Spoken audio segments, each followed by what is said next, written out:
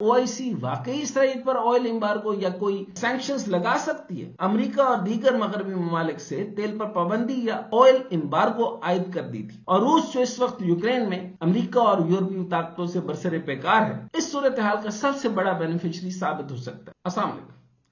میں ہوں ڈاکٹر حسین جاوید اور آپ دیکھ رہے ہیں میرا ڈیجیٹل چینل۔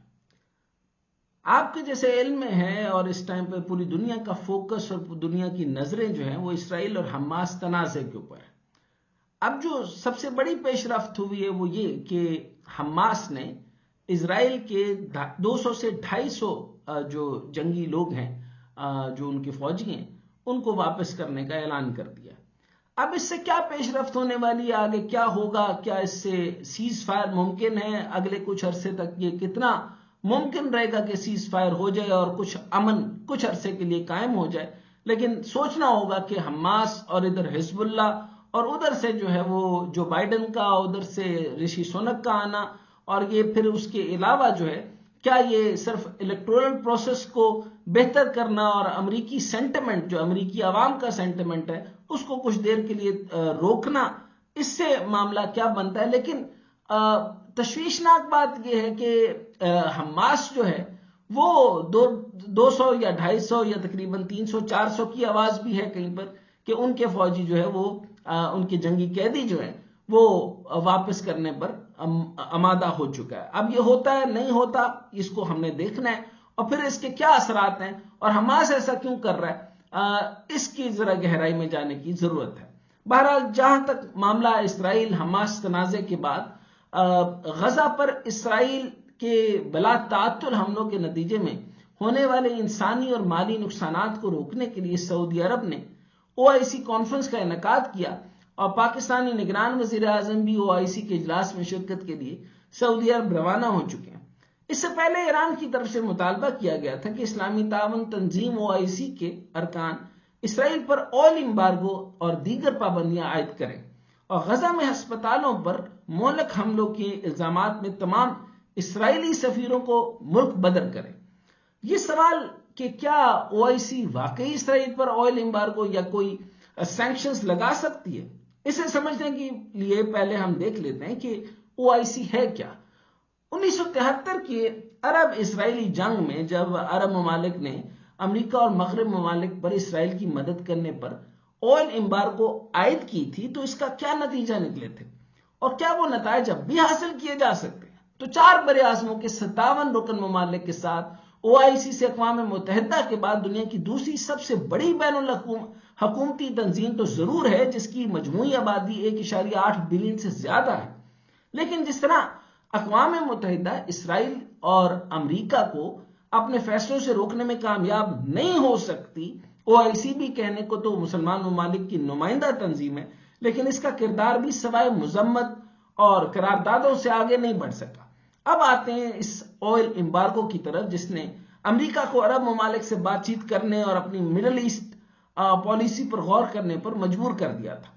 1973 کے عرب اسرائیل جنگ کے دوران عرب ممالک نے مل کر امریکہ اور دیگر مغربی ممالک سے تیل پر پابندی یا آئل امبارگو عائد کر دی تھی۔ پیٹرولیم برآمد کرنے اوپیک والے، یعنی اوپیک، اب اوپیک پلس بھی آپ نے سنا ہوگا، اوپیک والے ممالک کی تنظیم عرب ممبران نے امریکہ اور کئی اتحادیوں کی اسرائیل کی حمایت کے جواب میں پیٹرولیم برآمدات پر پابندی عائد کر دی اور تیل کی پیداوار میں کمی کر دی تھی۔ عرب اوپیک کے ارکان نے پابندیوں کو دوسرے ممالک طرف بھی بڑھایا تھا جنہوں نے اسرائیل کی حمایت کی تھی۔ ان ممالک میں نیدرلینڈ یعنی ہالینڈ، پرتگال اور جنوبی افریقہ بھی شامل تھے۔ یاد رہے کہ ساؤتھ افریقہ تب آزاد نہیں ہوا تھا، اور آج ساؤتھ افریقہ اسرائیل کا ناقد ہے اور فلسطینیوں کا حمایتی ملک ہے، اور حالیہ تنازع میں ساؤتھ افریقہ نے اسرائیل سے اپنے سفیروں کو بھی واپس بلا لیا۔ تو عرب ممالک کی طرف سے 1973 کی تیل کی پابندی یا آئل امبارگو کو امریکہ پر جو معیشت پر شدید دباؤ ڈالا، جس کا غیر ملکی تیل پر بہت زیادہ انحصار تھا۔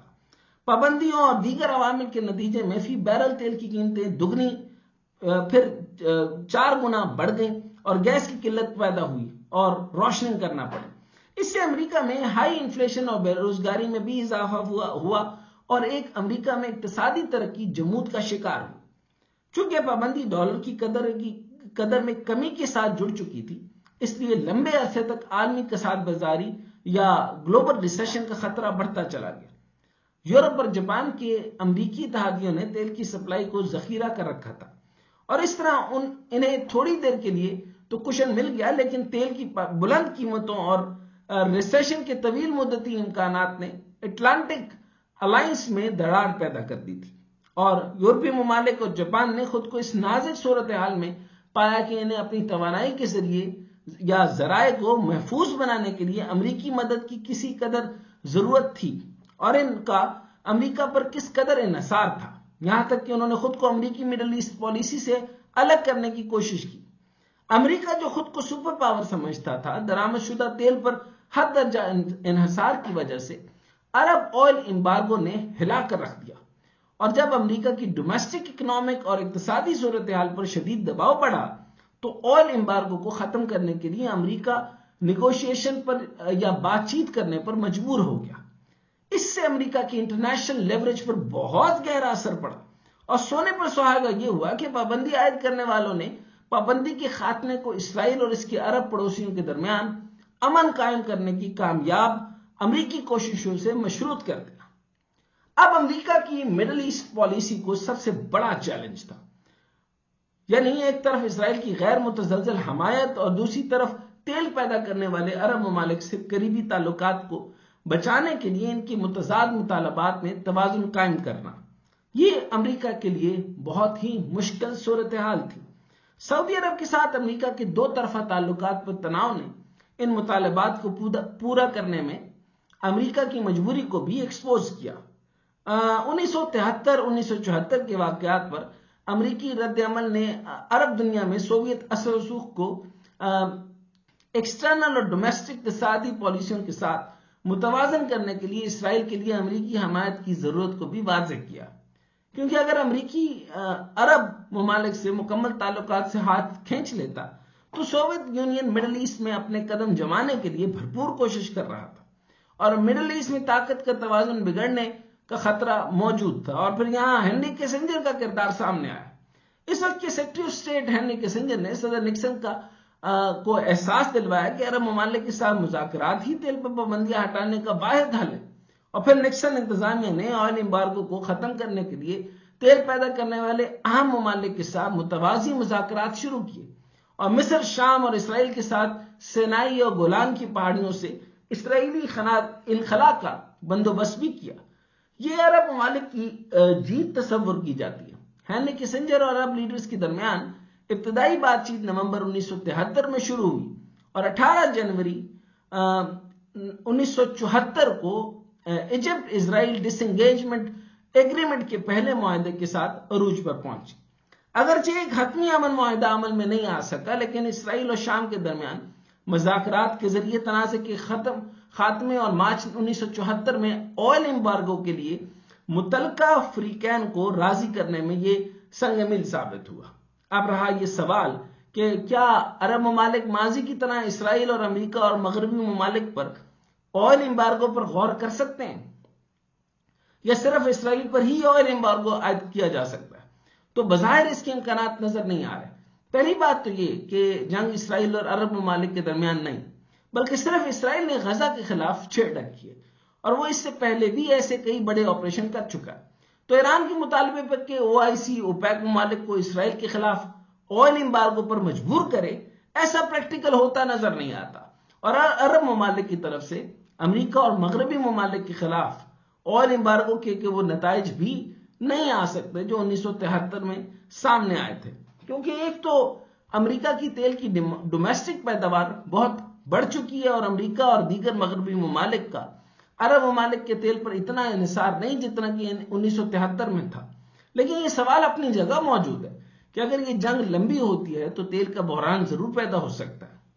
اور سپلائی چین متاثر ہو سکتی ہے۔ تو ورلڈ بینک نے اپنی تازہ ترین کموڈٹی مارکیٹ آؤٹ لک میں خبردار کیا تھا کہ اگر پورے خطے میں کانفلکٹ بڑھ جاتا ہے تو تیل کی فی بیرل قیمت $150 تک پہنچ سکتی ہے، اور پھر اگر یہ جنگ محدود نہیں رہتی اور ایک طویل تنازع بن جاتی ہے اور حالات کنٹرول سے باہر ہو جاتے ہیں اور تیل کی سپلائی کا بہت بڑا مسئلہ ہو جائے گا، تو خاص طور پر یوکرین کی طرح اگر کسی طرح امریکہ اس تنازع میں شامل ہو جاتا ہے یورپ اس میں ملوث ہو جاتا ہے، ایران تنازع میں ملوث ہو جاتا ہے، تو پھر حالات